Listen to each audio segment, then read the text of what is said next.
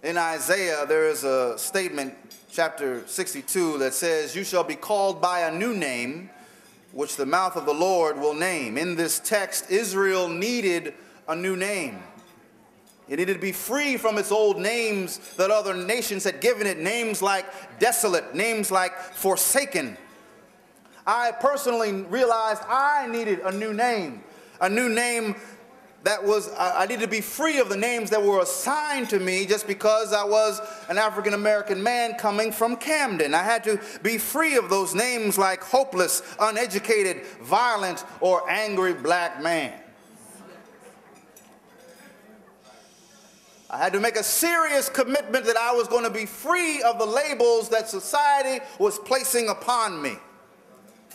And instead of following those names, I followed some other names that I came across in my education. Names like being loving, being educated, being disciplined, inspiring, compassionate, sympathetic, productive. Once I started to live by these words, I started to attract others who also were living by similar words. And this is where we get to the new name for the community. That organization I dealt with last night, Urban Promise, organizations like this, NJBIC, they're trying to change the name of the community from a name of danger and despair to a name of promise and of hope. Urban Promise, New Jersey Black Issues Convention, these are people that move forward, these are organizations that move forward and investing in people.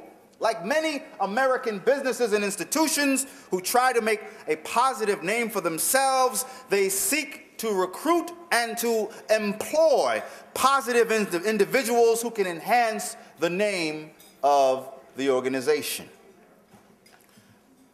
I was blessed to organize a program in Trenton called the New Name Project, which tried to, because I was kind of tired of dealing with people in prison. I wanted to try and go upstream, see who was throwing the babies in the water, amen. I wanted to try and get to what was producing all these talented young people, bringing them to prison. And in this program where we dealt with wards of the state, young people who would be on their way to a life in prison, we had the goal of helping them find new names for themselves. The New Name Project was a curriculum based on the assumption that everyone, especially young people, need to learn about themselves in order to see how they can overcome the challenges that they face. After teaching the importance of gaining a healthy body, mind, soul, and spirit, the project helps participants to find a word or phrase that best describes who they are and what they can give to the world. It is about purpose. Now I'm going to do a little survey. I often do this.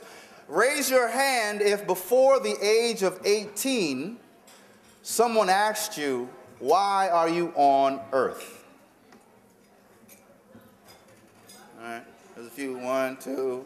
Raise your hand if before the age of 18, someone asked you, why are you on earth?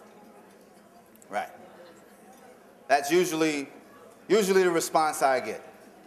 Most of us are not approached with that very important question, even though it is a question with which we wrestle from 18 on.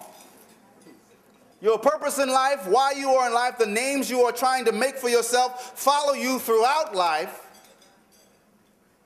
It determines who you hang with, determines how you have fun, determines what type of jobs you're looking for, and yet, for some reason, no one hits us with this important question.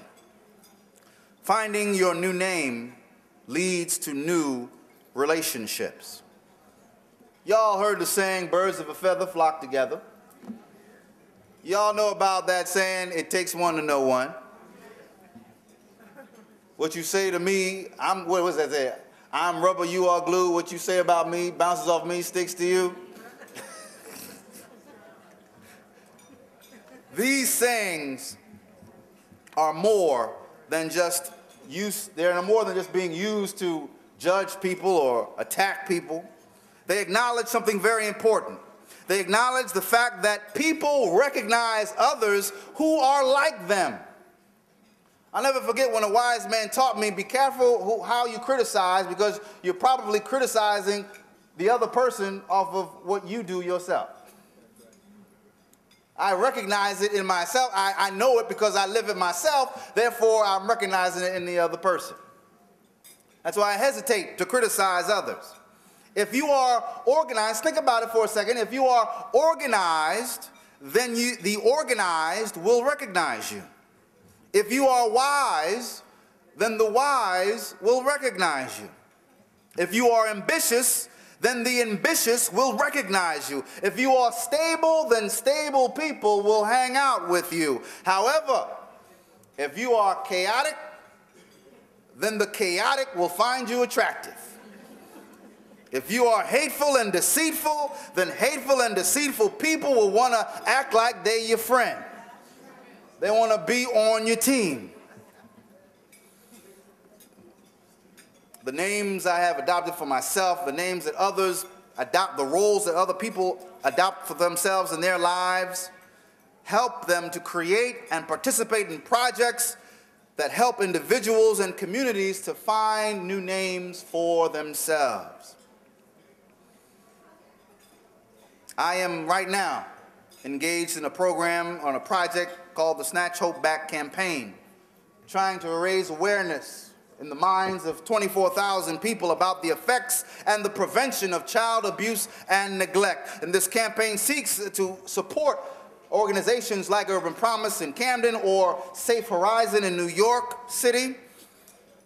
And I'm engaging in this work through presentations, preaching, poems like that one I gave at the beginning of this speech, in a free society, and I'm also fighting for it in the world of the incarcerated. I have attached my names to the names of several organizations that I feel can really help snatch our future hope back, the future of our youth. The preaching is available at the French Evangelical Church of New York. The presentations are available at conferences like this. The poetry is available on iTunes, Snatch Hope Back. But I ask you this afternoon to really think about what is your name and which businesses have a name that you would like to support through yours. Who can help you? How can you help yourself transform your personal business into profitable business? Many of us are born into homes where craziness roams, where chaos is king and everybody does their own thing. It ain't easy to get on track if you got a moms or a pops who's addicted or afflicted with sex, alcohol, cocaine, or crack. If my parents ain't happy to be here, then why should I be here? They show us the behavior of don't think about it now, deal with it later. And that's the exact type of formula that the world needs to destroy you. Running from our problems is not the answer. But we can face anything by digging deep within to find our gifts and then take the risk to bear them and share them like them shoes you're wearing. You can win this even if on top of struggling in the house where you sleep, you got to deal also with the nonsense of the street. You can hang with the wise if you are wise. You can hang with the successful if you are successful. You can hang with the serious if you are serious. Are we serious? Are we living according to the theme of this conference?